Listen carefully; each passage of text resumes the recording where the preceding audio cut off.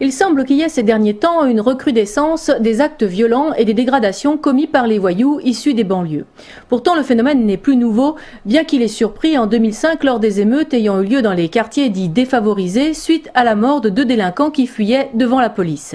Ces événements avaient permis à Nicolas Sarkozy de sortir sa fameuse phrase « Dès demain, on va nettoyer au Karcher la cité, on y mettra les effectifs nécessaires et le temps qu'il faudra, mais ce sera nettoyé ». Fin de citation. Depuis, on constate que ce genre de fait divers s'est généralisé, voire banalisé. Pour le nettoyage, on repassera.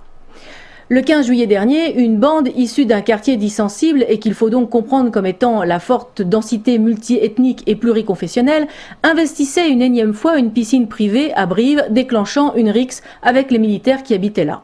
Même type d'histoire à Castres en septembre 2012, lorsque quelques militaires avaient été agressés à la sortie d'un bar alors qu'ils prenaient la défense d'une jeune fille importunée par des voyous. L'altercation avait dégénéré en bagarre générale jusqu'à l'intervention de la police. 9 mois plus tard, c'est le sacre du PSG qui se transforme en bataille rangée entre la police et de faux supporters, mais de vraies racailles. En juillet de cette année, c'est à Trappes qu'avait lieu une émeute entre forces de l'ordre et habitants issus de la banlieue environnante. Le déclencheur, un contrôle d'identité d'une femme voilée qui aurait mal tourné. Des contrôles d'identité qui ont mal tourné, il y en a eu plus d'un durant les manifs pour tous et pourtant aucun commissariat n'a été pris d'assaut par des individus portant les couleurs bleu, blanc, rose. Tout récemment à Marseille, c'était un infirmier qui était agressé par des récidivistes pourtant venus lui demander un diagnostic. Sans oublier ce dont les médias semblent vouloir taire l'existence, les émeutes à Avion dans la banlieue de Lens. Cette semaine avait lieu le 13e homicide par balle à Marseille. Les membres du gouvernement ont dès lors multiplié les déclarations en apparence sévères et décidées. Jean-Marc Ayrault a déclaré « Il faut s'attaquer à la racine du mal ». Cette racine du mal, c'est pourtant celle que les politiques refusent de voir au moment même où elles crèvent les yeux. L'immigration de masse et de peuplement, ainsi que le communautarisme islamique qui se développe dans les banlieues.